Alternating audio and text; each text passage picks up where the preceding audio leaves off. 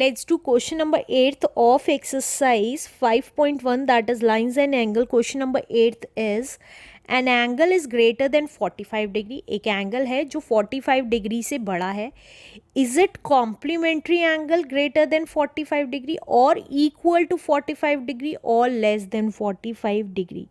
अगर एक angle 45 degree से बड़ा है तो दूसरा एंगल जो होगा क्या वो ग्रेटर होगा 45 डिग्री से या इक्वल होगा या लेस होगा, ये बताना है.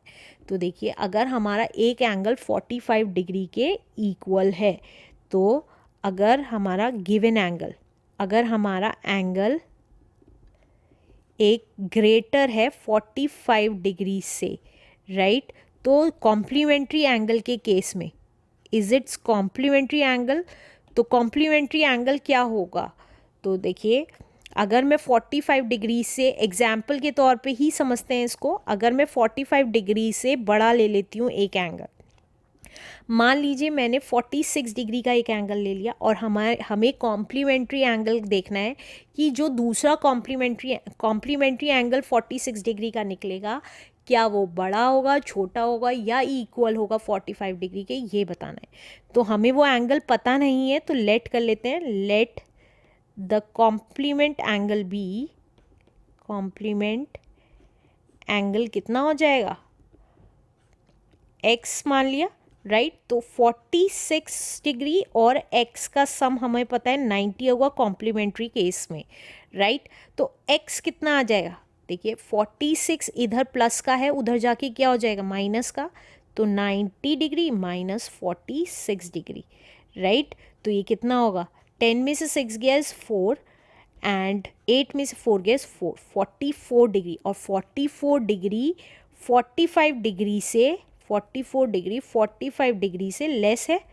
तो हम लिख सकते हैं यहाँ पे इफ़ एन एंगल, ये मैंने एग्जाम्पल के थ्रू समझाया था. इफ़ एन एंगल इज, अगर कोई एंगल ग्रेटर है 45 डिग्री से, greater than 45 degree, then the complementary angle, then the complement angle will be less होगा, less than 45 डिग्री आएगा answer. Let's do question number 9. Question number 9 is in the adjoining figure, ये जो figure दे रखी है इसमें पूछ रहा है is angle 1 adjacent to angle 2. क्या angle 1 angle 2 के adjacent है? तो देखिए, अगर आप देखेंगे एडजेसेंट होता है कॉमन आर्म होना बीच में. मान लीजिए ये है तो ये और ये एंगल एडजेसेंट एंगल हैं. क्यों? क्योंकि ये जो है वो कॉमन आर्म है दोनों के, दोनों एंगल्स के बीच में. तो एडजेसेंट तभी कहलाएंगे. अब वो कह रहा है एंगल 1 और एंगल 2 एडजेसेंट है. यस, तो देखिए ये क्या है, ओसी कॉमन आर्म है उसकी, राइट. तो फर्स्ट पार्ट लिख देते हैं. Yes, angle 1 and angle 2 are adjacent as OC is a common arm. Common arm है between these two angles. Between these two angles के बीच में answer. Let's do second part. Second part में कह रहा है is angle AOC adjacent to angle AOE. AOC adjacent है AOE के, ये एडजेसेंट नहीं है, ये AOC AOE का पार्ट है. क्योंकि इनकी कॉमन आर्म है ही नहीं इसलिए ये एडजेसेंट नहीं है. मैंने अभी अभी आपको बताया एडजेसेंट कब होते हैं, जब कॉमन आर्म होती है. तो हम यहाँ लिख देंगे सेकेंड पार्ट में लिख देंगे no angle AOC and angle AOE are not adjacent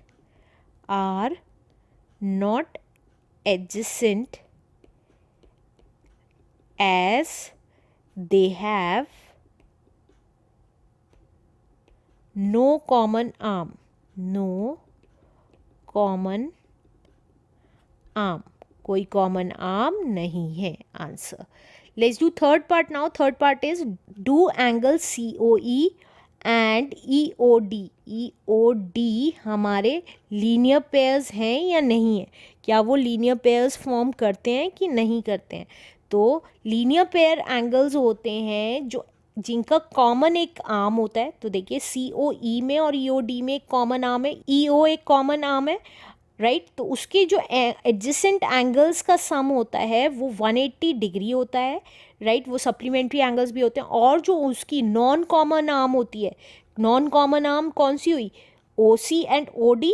जो नॉन कॉमन आर्म है वो ऑपोजिट डायरेक्शन में होती है। तो देखिए OC इस साइड है और OD इस साइड है, कॉमन आर्म होती है। और जो नॉन कॉमन आर्म है वो ऑपोजिट रेज होती हैं, राइट। तो हम क्या लिख सकते हैं थर्ड पार्ट का answer, yes, angle COE and angle EOD form a linear pair, form a linear pair as OC is a common ray, common ray है, and OC and OD are non common opposite rays हैं, opposite rays हैं। और आगे ये भी लिख सकते हैं इनका सम कितना है 180 डिग्री। तो हम यहाँ लिख देंगे and the sum of both these angle, हमेशा याद रखिएगा लीनियर पेयर में दोनों एंगल का सम 180 डिग्री होता है। Both these angles is 180 degree answer. Let's do next part. Next part में कह रहा है are BOD and DOA, BOD and DOA are supplementary. तो देखिए AOB क्या है, एक स्ट्रेट लाइन है। तो हम कह सकते हैं यस सप्लीमेंट्री है, क्योंकि स्ट्रेट लाइन कितने डिग्री का एंगल बनाती है, 180 डिग्री का एंगल बनाती है। तो फोर्थ पार्ट का आंसर है yes, angle BOD and angle DOA are supplementary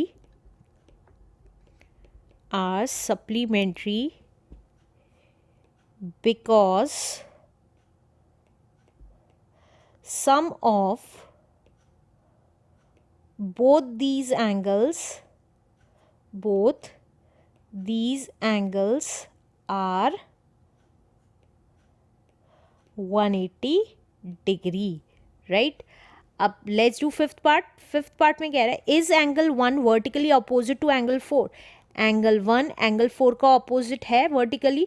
vertically होता है जब दो क्रॉस करती हैं तो अपोजिट एंगल्स होना। तो ये देखिए AB और CD क्या है, इंटरसेक्टिंग लाइंस हैं। और एंगल 1 इसलिए एंगल 1 और एंगल 4 क्या हो गया, वर्टिकली अपोजिट एंगल हो गया। Fifth part yes, angle 1 and angle 4 are vertically opposite angles, vertically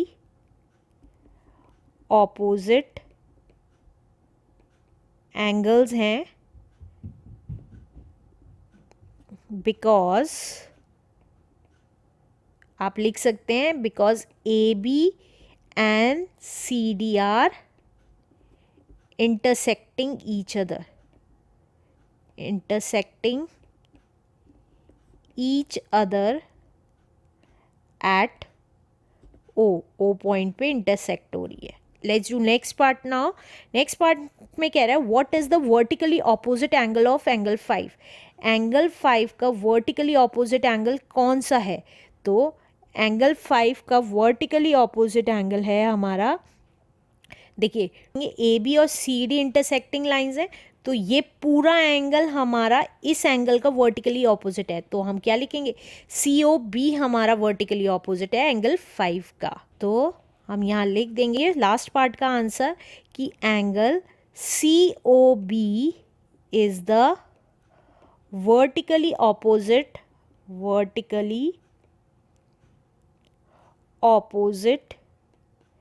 angle of angle 5 का वर्टिकली ऑपोजिट एंगल है आंसर।